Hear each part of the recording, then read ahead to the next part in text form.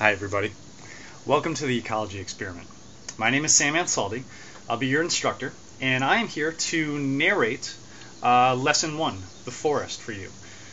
This right here gives you an alternative as to reading through the different lessons. This can give you a more of an audio and video perspective on this lesson. And if you'd like to play back any of the tips and tricks that I have for you with this lesson, you can, and it might make it a little bit easier for you. So let's get started. Lesson 1, The Forest. Now, the very initial question I want to ask of you is what makes a healthy environment? Okay? Now, in Chapter 1, we have a couple different activities that we're going to be doing with you guys. So, Chapter 1 here, who and what lives here? This is a very, very important question. As students, you're going to be doing field work here, and what you're going to be doing is this. You will be assigned into groups of about 3 to 5 people and asked to come up with your own group name. Any name you want is completely fine. Those students who are now going to be armed with a sketch pad, pencils, I want you to locate a patch of woods that you want to study. Okay? Now, once you find that patch of woods, I want you to mark it off with stakes and fluorescent tape in about like a 10 foot by 10 foot area. And don't worry, I'll provide you with all of this equipment that you need. Okay? Every single one of your plots, however, has to include some plant life or a water feature or some sort of signs of animal activity. We want to make sure that the plot that you have is active and is very, very healthy. Now, once your plot is established, you'll then begin an investigation of your landscape to determine its visible features and its hidden features. Vertebrates, invertebrates, bugs, mammals, any sort of animal activity, the root systems of the plants, how deep the water is that you have there, and any other sort of features that may not even be alive. Now, as a teacher, I'll be assigning you guys into prospective groups for your fieldwork. I'll be providing with all the materials that are necessary for marking off your plots and for recording your findings, and I'll be there to assist you guys with the manipulation of the habitat components and any sort of equipment that you guys might need. Now, this is one of those activities I want you guys to take your time with. I want you to really explore the environment, check out the natural space. Listen to what's going on around you. Use your eyes, use your ears, use your sense of smell. Try not to put anything in your mouth. But other than that, use every sense that you have at your disposal to try to really engage in this environment. And that's going to bring us over to Chapter 2. Chapter 2 is how do you see a world that you can't actually see? And this is one of those chapters that you're going to use your imagination a lot with. Now, to start off with, you guys are going to begin a group drawing on your sketch pads, illustrating what you have observed and what you believe is happening in the different parts of the environment. Even stuff you can't see, underground, beneath the bark of the tree, submerged in the water, anything along those lines. All right. Now, this drawing, it should paint a picture of what's happening in that environmental space, and if there are any connections between the land and its inhabitants. Anything that's living there, anything at all, okay?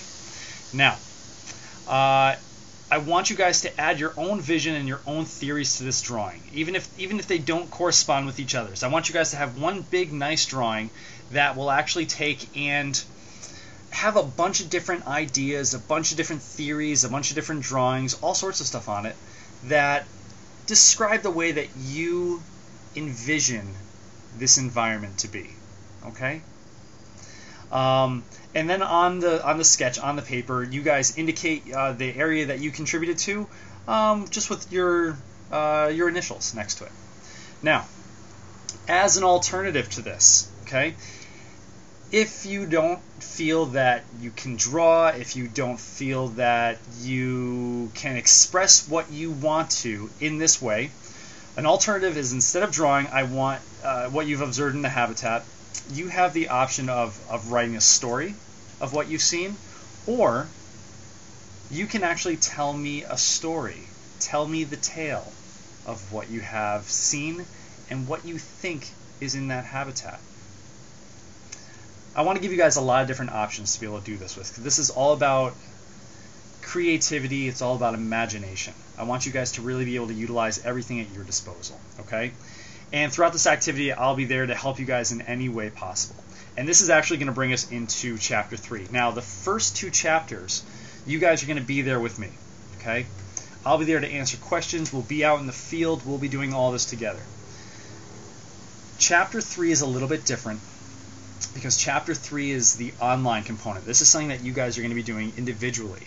And this right here is where I want to see what exactly you guys have learned and what you're taking away from this experience. So in Chapter 3, I want you to create a blog posting under your group's name that you'll be using periodically throughout this this curriculum, throughout this program. And I'll provide the blog link for this class. It's going to be in the project heading at the top of this website. You'll be able to find it there, and I'll give you all of the login information afterwards. I want you to write a story about your plot, about your environment that you're taking a look at. And I want it to be your own individual interpretation of the inner workings of your plot's environment. And what I mean by that is I want you to, just like you drew on that paper, I want you to interpret that drawing and tell me absolutely everything possible that you can think of that describes what is going on in your environment. It doesn't have to be accurate. It doesn't have to make sense. It's what it means to you. If you think that there is a whale living underneath that tree, I want you to tell me why there's a whale living underneath that tree. I want this to be your own perspective, your own interpretation of what's going on. Okay? Be creative, be descriptive, most of all, be passionate about this. Now, as an alternative, this is similar to Chapter 2. You have the option of, quote-unquote, verbally telling me what you want to say in the story instead of writing it. And we can do that via a video conference chat. One that I typically use and that we'll use later on in the in this lesson is actually a site called Zoom. If this is an option that you guys would like to utilize, you're more than welcome to, and I'll give you all the information to log on to Zoom, and we'll create a nice little meeting place where we can have a video chat and you can tell me all about your experience, all about your story. Okay? I'll be there to answer any questions via email if you need me to. I usually get back to my emails about once a day, so I'll be more than happy to help you guys out with anything that you need. Okay? If you have any questions, please feel free to contact me, and I'll see you guys soon.